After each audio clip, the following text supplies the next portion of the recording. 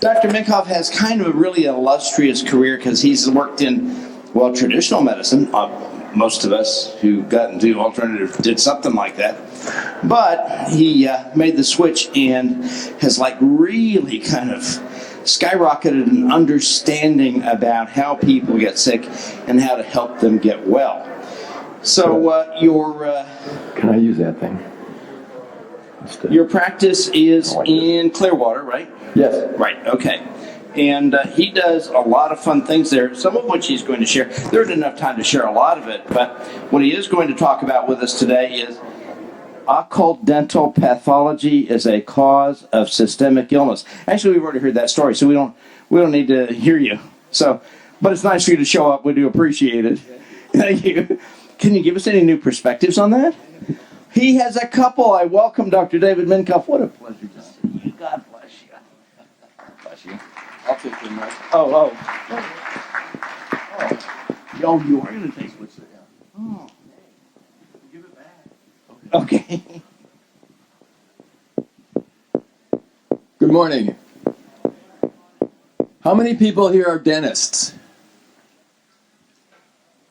About half, huh? Okay. Good. Well, as John said, I want to agree with everything Dr. Levy said because that's how I practice.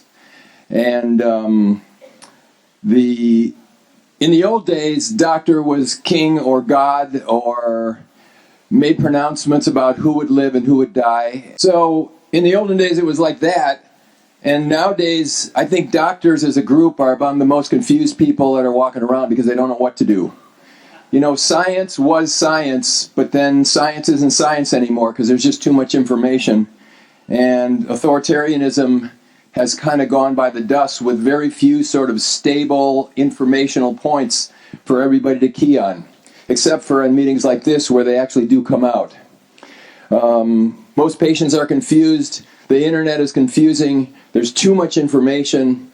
This reminisces me back to when I started medical school in 1974. Our first lecture was actually by a professor of medicine who was one of my uncles. And he said, listen, I welcome you to medical school. And information is changing at the rate of about doubling every 4 or 5 years. So we're going to teach you everything that we think is true. He said about 50% of what we're teaching you today is true, but unfortunately, we don't know which half is which. And that's really true. If you look at, my dad had in my first year of medical school, my dad had a heart attack.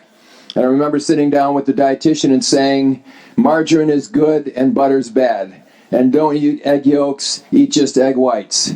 And the transitions keep just over and over where what drives medicine is money and not health and not truth. So what's true and what's not? I got here on sort of a circuitous route. I did formal regular training, medical school. I did a pediatric residency. I did a combined pediatric and adult infectious disease fellowship. I did research in antiviral drugs. I was attending physician at University of California in the infectious disease department. And then I switched careers and did emergency medicine. And I always believed in medicine. It seemed like we could help people. It seemed like we were doing good. But then my wife decided that she didn't like the way her amalgam fillings looked in about 1995 and decided to have them removed by a dentist who didn't really know what he was doing. And so he took a high-speed drill and drilled out that mercury, and it went all over her body. Now she is she's a nurse, and she's a podium triathlete, and she was always careful about her health and fitness. And what happened after the incident with the drilling out the mercury is that she started to get sick. She got thyroiditis, she had changes in her liver functions, and she woke up one day and said, I'm having trouble lifting up my arm and my glute on the same side. And I had her see the best guys that I knew, and they were all talking about maybe this is MS, what is this? And nobody knew anything. She owns a home health care nursing agency, and so one afternoon when I went to pick her up, there was a dentist that had just moved in the same little complex that she was, and on the marquee it said natural dentistry. And he was walking out to his car, And I went up to him and introduced myself, and I said, "Can I bend your ear for a minute? My wife has this problem. I have no idea what's going on.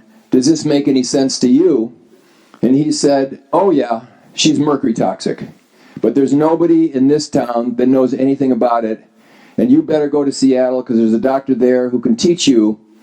And the next weekend I was in Seattle to learn about mercury toxicity and the autonomic nervous system and real health and how you establish it. And so it opened my eyes, and then she always sort of led me through this because she would go to Jeff Bland and she would say, "Go see Jeff Bland, he knows a lot of stuff," and then go see this guy and go see that guy. And we spent a couple of years, most weekends, going to meetings and just learning from people who had a handle on it. And so I had really sort of an awakening and a paradigm shift at that point. And,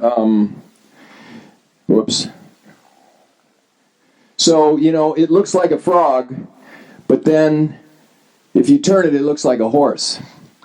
So it is how you look at it, but it's also from what viewpoint do you look? And so medicine has had a very standard way of looking at things and closing their eyes to everything else. And so you screen out a lot of good information and a lot of truth that way. And so what I've come to believe is that you have to look at it in many ways. And while I do cone beams on virtually every patient that I see where there's any hint of a chronic illness, and my practice is mostly people with chronic illnesses, like bad ones, like Lyme and Parkinson's and MS and autoimmune disease. And these guys, many of them have significant dental problems. And if they're not discovered, they never get fixed. So I think the thing that I learned more than anything, and which is the way I look at people, is that if you're sick, your autonomic nervous system doesn't work. You think, here we are, a conglomeration of cells, 100 million, 150 trillion cells, all with reaction rates at the thousands to millions of times per second. Now, if you try to design a computer to keep track of all that stuff, it doesn't exist. Somehow, our autonomic nervous system takes care of 99.99% of everything that's going on. So you don't have to think about heartbeat or breathing or going to the bathroom or walking around or seeing things or thinking or anything like that. It just does it until you're sick. And then it doesn't do it. So whether you've got hypertension or high cholesterol or chronic fatigue, you have an autonomic nervous system disturbance. And the things that make the autonomic nervous system go bad are really kind of two things. One is there's things in the body that should not be there. And they're toxic, and they're poisonous, or they're infectious. And the second thing is you have things missing from your body that it needs. It might be selenium, vitamin D, zinc, essential amino acids, essential fats. Okay? They're not there. They're not there in enough so that the body can actually work and operate. And I think that occult dental pathology really falls in this picture. And so the biggest concentration of autonomics in the body, besides the brain and spinal cord, is the jawbone. And so this root goes straight into the brain. It goes straight into the midbrain. There's no relay point. And so stuff in the jaw affects things in the body and central regulation. The dental standard is way too low, and we heard about this from other people. My teeth don't hurt, and they look okay, therefore I'm fine, says the patient and says the dentist. And acceptable dental practice in endodontology is root abscesses are just one of those things which are there. And if the patient's not symptomatic, we're fine. Never mind he's got now hypertension, or he can't sleep, or he just went psychotic. The association has never been made, though while we saw from Dr. Levy, the literature is there. So I think two things have to happen. Doctors have to wake up that the mouth is part of the body, and look at it to find what's going on. And I think dentists too have to wake up and say the mouth isn't the only part of the body. And if you see a patient who's got rheumatoid arthritis or chronic fatigue, or they're limping in, or they've got a rash all over their body, that the little bell goes on and rings and says, maybe this is dental caused disease or dental associated disease, or this is at the bottom of what's wrong with them. Because then the dentist can do his job, and he can find doctors who will help him do his job, and vice versa. And with that, you can get much better medical care. So I'm not going to play this for you. This was an eye-opener for me. I found out that about 5% of dental practices have 3D cone beam x-rays. I'm lucky because I've got 2 dentists within about a mile of me that both of them have it. And in one of the dentists, before he believed me, like I would send him back a patient, pull these root canals, because I know that they're bad. Energetically, they're testing bad. The person has a chronic illness. Pull these teeth. And he would call me back and say, the x-ray looks fine. There's nothing wrong with these teeth. And then after he got a cone beam, he called me and said, you're right. There's an abscess there. It's hiding behind the root. And I couldn't see it. And there's bony erosion. And that is really important. So you need a dentist who can really work with you, because medical doctors can't take care of chronically ill people without a good dentist. Because so many times it's coming from the mouth. So all people have this autonomic dysfunction, and I think that one of the most important things that I learned is that if you aren't testing the autonomic nervous system by some of the various ways, you aren't going to find it. You got to know EAV or autonomic reflex testing or nutritional response testing or heart rate variability or one of these technologies, because if you don't, you can't then really analyze the autonomic nervous system. Because on a deep tendon reflex, you can't tell what's wrong with the person. But if you can resonance test things and find what is the priority in the autonomic nervous system that is wrong with that patient, then you can be led on the pathway to get them better. And I just want to give you some examples where the patient goes to the doctor and he's got chronic fatigue and he's got 10 fillings in his mouth. And he goes to the dentist, or he reads on the internet, I must be mercury toxic. And so he goes to the dentist and says, take out my mercury.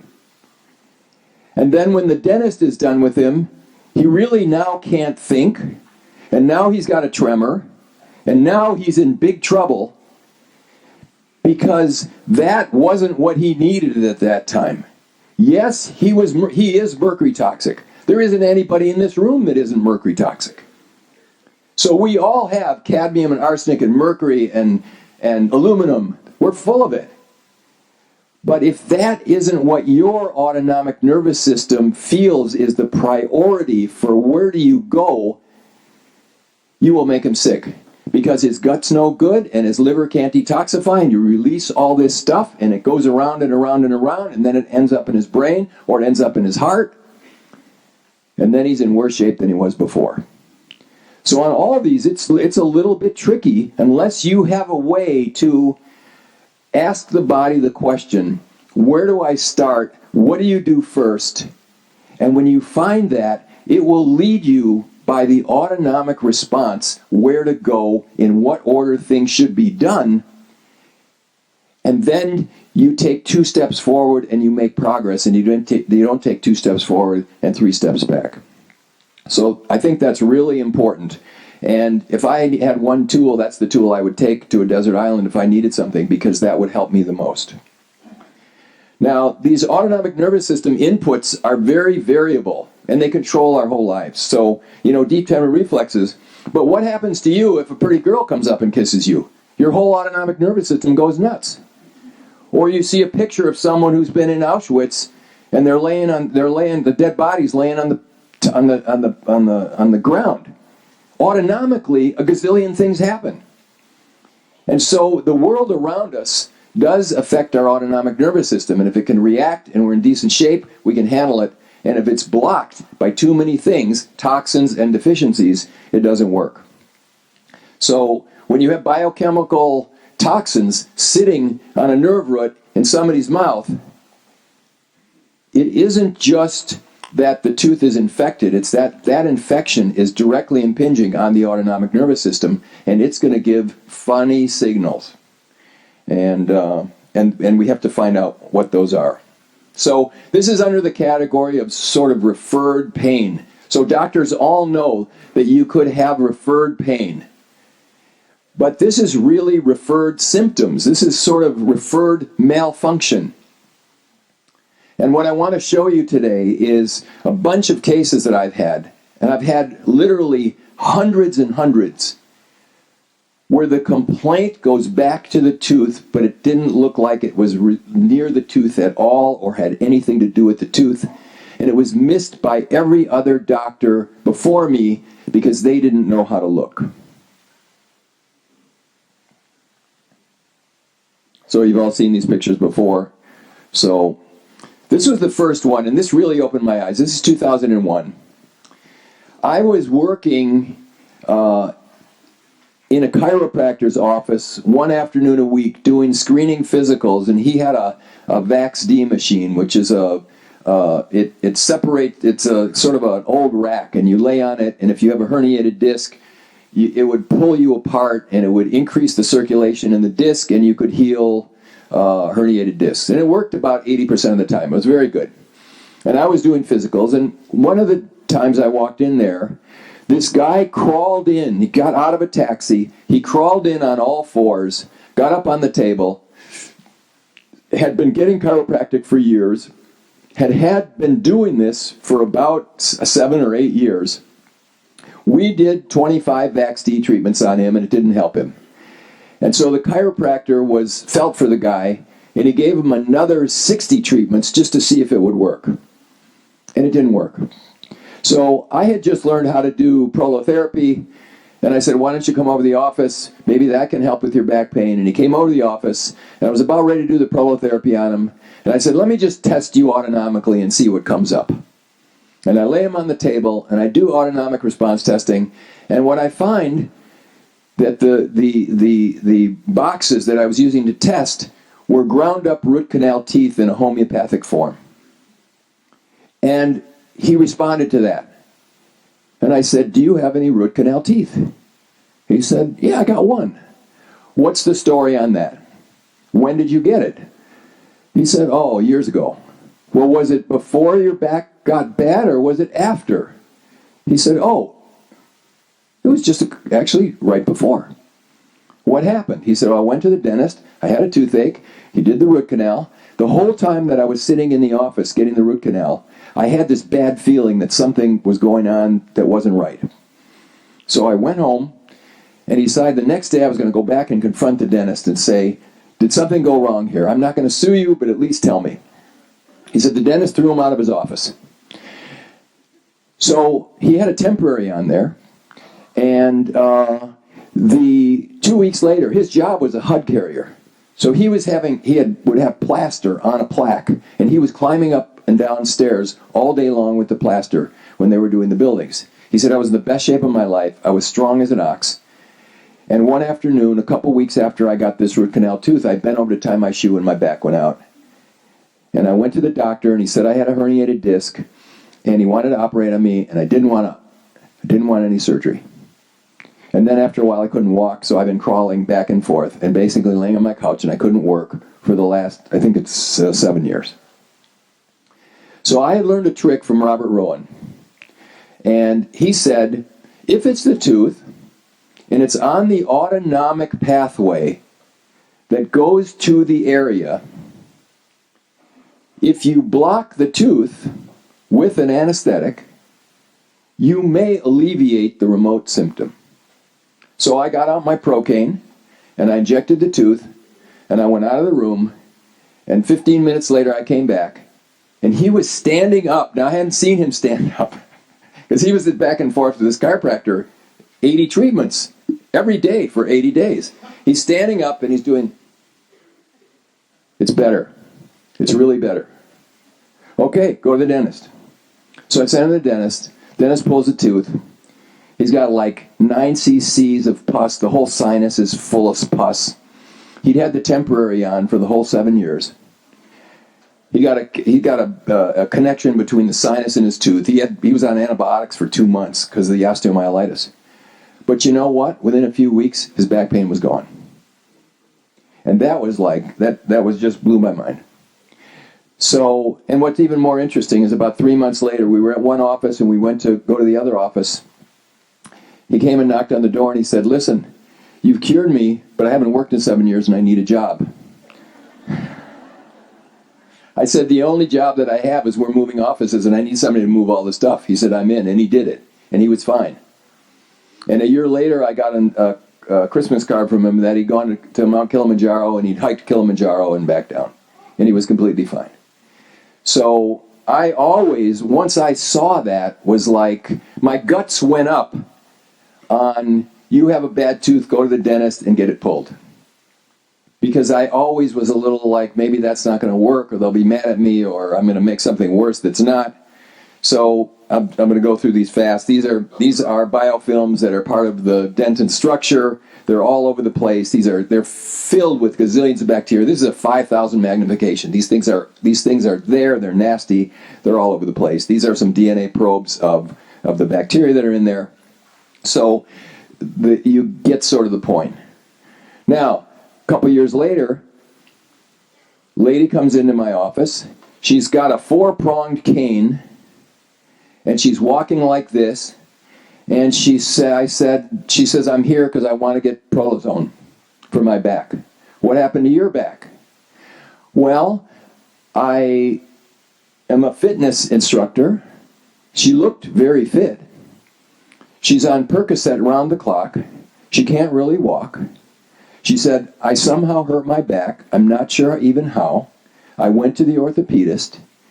He did an MRI of my low back. He did a discectomy on me. And 6 weeks later, I was worse. So what did you do then? Well, I went back to the orthopedist. And what did he do? Well, he said, I now needed a 2-layer laminectomy. So he does an L4-5 laminectomy on her. Now, laminectomy is not, if you get someone laminectomy and you put your finger over where the spinal process used to be, you just go right down onto their spinal cord. Okay, the bony protection is gone. So I said, well, what did you do then? She said, well, I went back to the orthopedist. And what did he say? He said, now I need a fusion. So then she said, I started looking for something else. So she came in, and so I put her on the table, and I tested her, and what came up for her was jawbone osteitis. So she's got inflammation or infection of the jawbone. And I said, well, had you had dental problems, dental surgery, anything? She said, yeah. I'd had a bad tooth. I got a root canal. The root canal failed. They did another root canal. It failed. They put a bone graft in, and now I have an implant in there. When was this? Before the back pain or after? Oh, just before. Okay. How does the implant feel? I can't chew on that side still. It's like 7 months later. But the dentist told me that it might take a year, and I should just chew on the other side. So I did the same trick on her as I did with the guy before, and I got the same reaction on her. Her back felt much better. So I said to her, this might just be a conversion reaction, and I'm not going to do anything with you at this point because I don't want to call the oral surgeon and tell him that the root canal is causing her back pain and she's just had 2 surgeries and now she's set up for a fusion.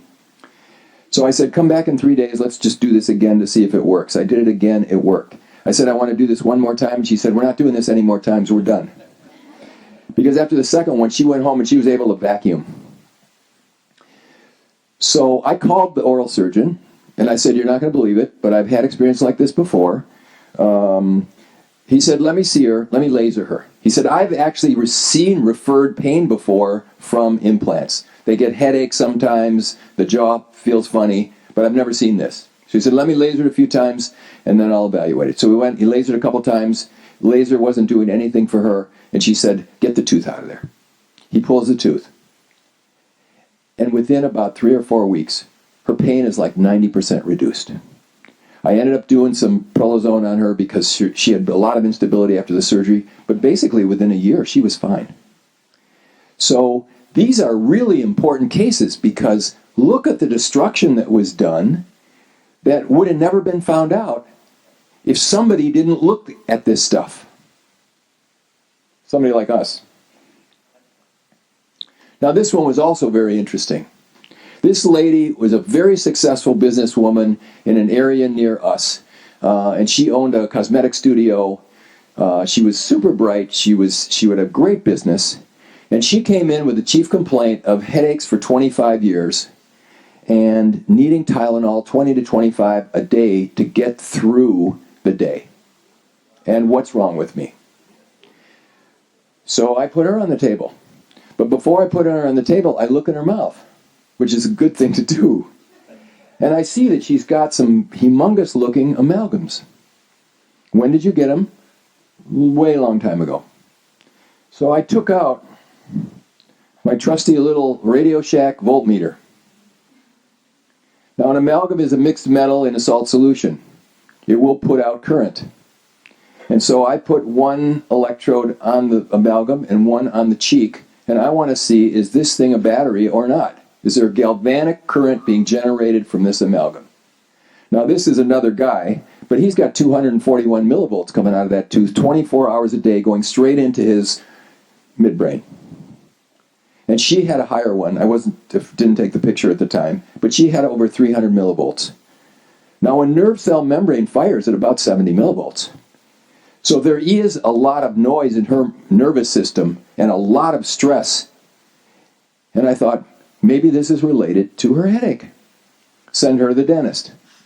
Take out, and I measured all of them, and the biggest one was over 300. Take that one out. Let's see what happens. So I send her over there. He takes it out. She says by the time she got from the operatory to the front desk to pay, the chronic pressure in her head was gone. And that's a miracle. Because Tylenol's not good for you. Okay? And then she told me a really sad story. She said, maybe you can help my husband. What happened to him? Well, we were engaged to be married, and we got married, and we had planned our honeymoon for 2 weeks later. And before we went on our honeymoon, he got a toothache, and he went to the dentist, and the dentist pulled his tooth. And after that, within weeks, he was in a wheelchair. And this is 25 years ago, and he's in a nursing home now because he can't walk, he can barely eat, and he's just a cripple. So he comes in, I send him to the dentist, and what the dentist found is where the dentist had pulled the tooth, in that cavitation area, the jawbone, he had filled it with amalgam. And he had a 45 sized bullet, probably 3-4 grams of amalgam in that thing. And within 2 weeks, he's in a wheelchair and he can't do it. Now, he got it removed, and it was just too late. His nervous system was just too damaged. So I see root canals all the time. Dentist leaves the file in there. The file is sitting in the sinus cavity. Why does it got chronic sinus stuff? Because it just isn't good work, to say the least. Okay, this one is like this is a recent one, and this was also very dramatic. This guy is 25 years old. He played basketball at a major university. He's 6'11", and since he finished college, he's been playing semi-pro ball. He lives up in New Jersey. And there's an acute episode where he gets a headache, he blacks out, he gets ambulance to the emergency room, and in the emergency room they do CAT scans and MRIs, and they say that he's had a stroke and he's got acute MS. And he's in the hospital for 10 days, he's put on steroids, and his mother had heard about it somehow, so she puts him in the car, and she drives him down to Clearwater, Florida. Now, he's a giant. He's 6'11". He had a beard like this. When he walks in my office, he's very New Jersey. He's like a New Jersey guy, And he's got an eye patch on. So I said, well, what's the eye patch for? He said, well, I'm seeing double unless I wear the eye patch. So he goes on the table. He tests first thing, root canal tooth. He hadn't written it on the intake form. Do you have a root canal tooth? Yeah, one. What happened? I was in a game in college. I got an elbow, knocked my tooth out. It was 3 years ago. Had a root canal done. Did it bother you? No. Okay, it was bothering me. Go to the dentist. He goes to the dentist. It's abscessed. He gets the tooth pulled. Now, I don't see him for 5 weeks. Because usually what I do is I order a whole bunch of labs and I put them in my IV room and they get all the stuff that we do. IVs and pulse magnetic field and all this ozone saunas and all this stuff. Try to heal him up. And he comes back at 5 weeks for his visit. And he strolls in and he's got no eye patch. How are you doing? I'm doing great. Where's your eye patch? I don't need it. I don't have double vision anymore. How do you feel? He said, I want to start playing basketball again. I just need your okay. He went home. He said, don't play basketball for 3 more months. He comes back 3 months later. He's completely fine. I've seen him now. It's a year. He's completely fine. He has no symptoms. He plays semi-pro ball. He's completely fine. Now, can you imagine that poor guy? He's got a neurologist that thinks he's got MS. He's got him on steroids, and he's going to get worse drugs after that. And he's had a major central nervous system explosion that is because he had a bad tooth. And there are millions of people walking around like this all the time. And that's our job. That's our job as dentists and doctors to really be the patient advocate and to look for this stuff and find it and handle it, because they will never get better without it. I have a gal that I got to be really good friends with. She had breast cancer. And the thing that Dr. Levy said about breast cancer is just so true. Probably upwards of 80% of the breast cancer patients have a root canal or chronic osteitis on a stomach tooth. Molars on the top, premolars on the bottom. It's there. If you look for it, you will find it. And they will never get better. They will never get over their cancer if you don't get rid of those teeth. So I have a gal. She comes to see me from San Francisco. She's got 4 root canals on the top, which is anchoring a big bridge, which is covering her whole top. And she's in her early 40s, and I said, the teeth are terrible. Even her oral surgeon in San Francisco said, these aren't good. But she refuses to do anything about it, because she doesn't want a denture. And so she said, treat me the way you will. And we do a lot of cancer treatment. We give her like everything we could. We got her in a remission. And the whole time I'm worried. Every time I test her, the teeth are testing. And then she gets a recurrence. And now the recurrence, it's in her liver, it's in her bones. She just passed away. It's this stuff, you can almost write this in stone as a medical truth, is that the mouth is the key to health. And I think dentists set people up for doctors with bad dentistry, and then doctors give them drugs to kill them.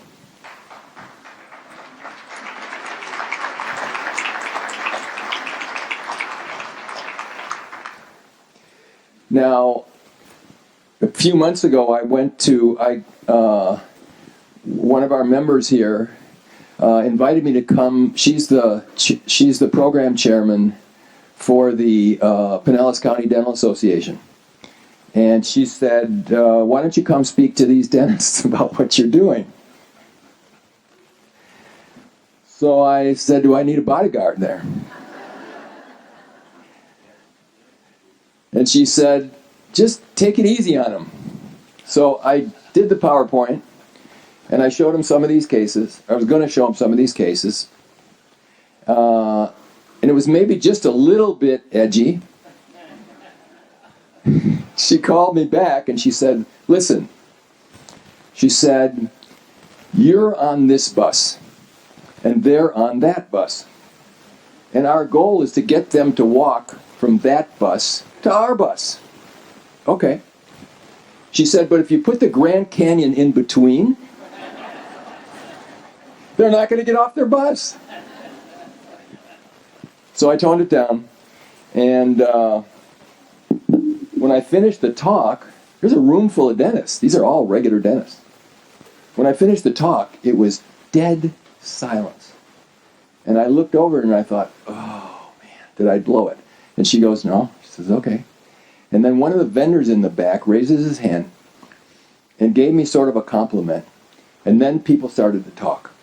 And the head of the university program in Tampa Bay, who's the root canal guy, he's an imposing man. He's I don't know, 6'6". He comes up to me right away afterwards. And he says, I have a confession to make. He said, not all root canals are good. Which I thought was a lot. So I didn't go there to tell him that everyone is bad. You know, there's upwards of 20 million root canals a year done in this country. It's like huge. So it contributes to the problem. Whoops. Okay, one more. This guy's a truck driver. His name's Lanny. At a truck stop, he stopped and got some food somewhere. And he then got sick. And he got chronic, terrible diarrhea. And he went to his GP. And then he went to Mayo. And he went everywhere. And he wasted down from 165 to 110 pounds. And he came into us. And the first things that came up on him were all the dysbiosis type stuff, and I treated his gut because that's what came up on the testing that I was doing. And we do a whole bunch of other sort of analytical testing with stool and saliva and urine and blood. Excuse me, but the things that came up were that. So I treated him for that, and he was a little bit better. And his hormones were low, and I gave him some extra hormones. And then at like the third or fourth visit, what came up is root canal red. You have a root canal? Yes. Good. Go get it handled. He goes and gets the tooth pulled. He comes back. Over the next 6 months, his gut heals. He's back up to 165 pounds. They had told him to go home and die at Mayo. So these people are walking all over the place, all around us. And it's a tragedy. So, in my experience, anybody with severe chronic illness, you got to look for dental pathology. You got to get somebody that's got a cone beam x-ray. And if you're a dentist, I think it's worth the investment, is you got to get this and you got to do it on people, because you will find things that are asymptomatic in the mouth, but they're symptomatic in the body. And if you find that thing, I bet I refer close to 80% of the people I see. Now, almost all our patients are coming from a long way away because they're chronically ill, and they've seen 13 people, and they're not fixed. But when they come in, and I start talking to them, the first thing I look at when I look at their intake history, and we have like a 6-page intake history, is I go to page 4 and I look at the top, and it's dental history. And if they say root canal, I say, I can help you. I can 100% help you. Sometimes it's immediate and it's fast. Sometimes it takes 4 to 6 months. But that's what's wrong with them. And if I'm just dittoing what Dr. Levy said, that's what's wrong with them. And if you fix them with some other things, and I think the only thing that I would add to what he said is, if you have this tool of autonomic reflex testing, or some way to test the autonomic reflexes with EAV or some other form, that then you can narrow in better and you can target better. And so that's at the top of my list of baddest things. And then these other things are there, and they need to be handled. The other part of this is the deficiency part. So the toxicity is on one side, but the deficiency part is on the other side. And this is major, major importance. I do extensive lab testing on every patient that comes in to see us. They'll spend $4,000 to $6,000 on lab tests because I have to know what's going on in their gut and what's going on in their blood and what's going on with their hormones. And for the last about 6 months, I've been doing a Great Plains tox screen on these people. And it is utterly fantastic to see what people are carrying around. They do about 20 or 25 environmental toxins.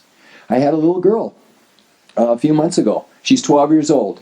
She's having trouble in school. She can't learn. She can't concentrate. She's tired all the time. Now, her teeth were fine, but I did the tox screen on her, and the normal level for MTBE is a gas additive, and it's used to increase octane. The normal level is 200 or below. Hers was 39,000. And it causes central nervous system disturbances. So I said to her parents, what does she bathe in gasoline? Is she a painter? Like, where's this coming from? And they looked at each other and they said, well, until she got sick, her hobby is that she drives mini race cars. And she spends 2 to 3 hours Saturday and Sunday on a racetrack. And it's the fumes from the racetrack.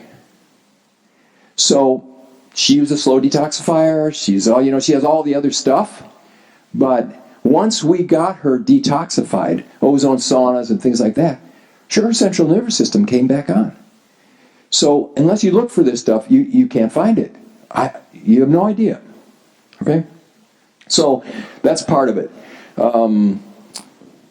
Occult infections, these things, virtually all of us are walking around with past infections with various herpes 1, herpes 2, herpes 6, CMV, Epstein-Barr, Lyme, mycoplasmas, chlamydias, funguses, parasites. We're walking around with them.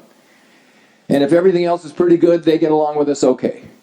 But you get one of these things like a tooth or a bad parasite infestation, or they decide to become a vegan and they get malnourished. And I mean that. Like 3 years vegan, your serum amino acids are going to be terrible. And you're going to be mineral deficient and you're going to be sick. Okay. And I thought it was the hook, but there's a few more minutes. Okay. You want 30 more minutes? All right. Okay, so until that other thing sort of then tips the balance, and then these guys all come up. And when we look for them, when we find them, we treat them. Now, I almost never use any pharmaceuticals. So I find that usually with good herbals, with homeopathics, with that kind of thing, you can usually restore the balance. One other thing I've learned, I have probably 80% of the people I'm seeing now are chronic Lyme patients. And I was an infectious disease doctor for a long time. And I would go consult in the hospital for people that had serious infections in hospitals. They'd have indwelling catheters, they have all this stuff, and they were sick, or they got super infections, or they have gram-negative sepsis, whatever it was. And so I know antibiotics, and I think sometimes they're good. And my grandson got an acute tick bite. They live in New York, and there's deer ticks all over the place. And I treated him with antibiotics for a couple of weeks, because the Lyme there is everywhere. So I am not anti those. But if you have someone that's got a chronic infection and you think you're going to get them better with antibiotics, without addressing all this other stuff, they are never going to get better. We do dark field in the office and we can see biofilms on their blood. And those bacteria, in the average biofilm, there's 30 plus species of bacteria, parasites, funguses. They have their own little colony. They're walled off with fibrin and mucopolysaccharides, and the antibiotics are not getting in there. Plus they're pleomorphic, so sometimes they're in the cell, sometimes they're out of the cell, sometimes they're stuck to the cell, and they just morph. I don't know if you know this, but Borrelia is the most adaptable bacteria known. Your average self-respecting E. coli has a couple of plasmids. Plasmids are the DNA information that bacteria and funguses share so that they can become resistant. So they may have a penicillinase, or they may have a membrane stability factor so the drugs don't get in. Borrelia has 23 plasmids. It's the most that's ever been discovered. So these guys have a way to get around it almost with whatever else you're doing. But what's most interesting is nearly all of the people that I see with Lyme have no history of a tick bite. Probably mosquitoes carry it too. But the bug itself is not this invasive, terrible bug. Very few people are ever symptomatic. Now, when I was doing infectious disease, I saw 2 cases with plague. I saw a little kid come into my office. He'd been bit by a squirrel, and he had a big swollen lymph node, a bubo, in his groin, and he looked bad. And I don't know what got on me, but maybe this guy's got plague. And we got a big shot of antibiotic, and I injected him right there, and I put him in my car, and I drove him to the emergency room, which was like 3 blocks away, and by the time he got there, he was dead. So these bugs are bad guys. Meningococcus, it's a bad guy. Okay? These are bad guys, and they kill you right away. Flesh-eating strep is a bad guy. The Lyme organisms aren't like that at all. So you've got to have a host that's almost like bad for these bugs to go anywhere. I just saw this new thing of if you took 100 people and gave them a rolfing session, like a rough rolfing session, and then you had them pee in a cup and did DNA probes on Lyme bugs, and over 90% of those people, you'll get Lyme bugs. It's in us. It's around us. In most people, it's a commensal. But you got bad teeth, you got parasites, you got other viruses, you got a bad diet, you got this other stuff. And the edge gets just tipped a little bit. It's going to gang up on you, and it's going to take you down. And what I find is with these Lyme patients is if I fix all the rest of the stuff, I handle their deficiencies in their hormones, in their gut, and their parasites, and their viruses, then the Lyme is very easy to handle. And they get better. And they don't have to go back on antibiotics and back on antibiotics. They just get better. And they get their life back. So one needs to look at this broad spectrum. I had one this week. She's a pre-med student at University of South Florida, which is near us. She had to drop out of school with chronic fatigue. She has Lyme. And she has a root canal. And where did she go? She went to the dentist. And I saw her 2 weeks post-root canal to check her. And her parents were there with her, and they were all smiling. She said, I'm getting better. It was that. It was that. I could tell. I could tell when he pulled it that something really good happened in my body. And that's just lovely. You know, if you get off on helping people and making them better, this is where you want to be.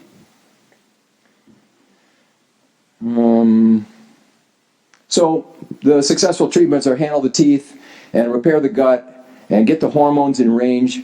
This is also interesting. 100% or almost 100% of all the Graves patients, so Graves is a hyperthyroid state, okay? They come in manic, their TSH is 0 and their T3, T4 are out the roof.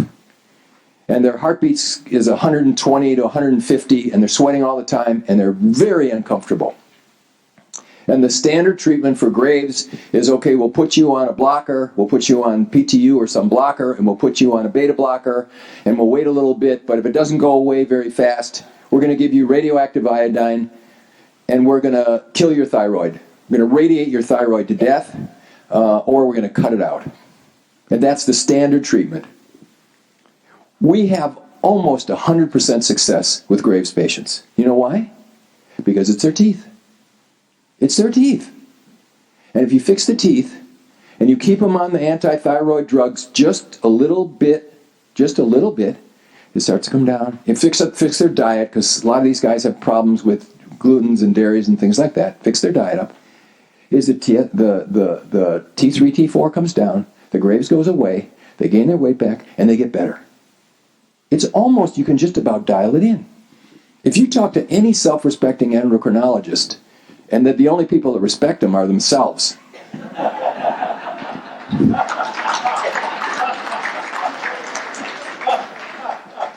You know, that when we promote in the office, when we do external promotion, the thing that if I go to do a talk, or if we do print ads, the biggest drawer of anything that we do is, I'm seeing an endocrinologist, and I'm on Synthroid, and I don't feel good, and my doctor says it's in my head, or there's nothing wrong with me.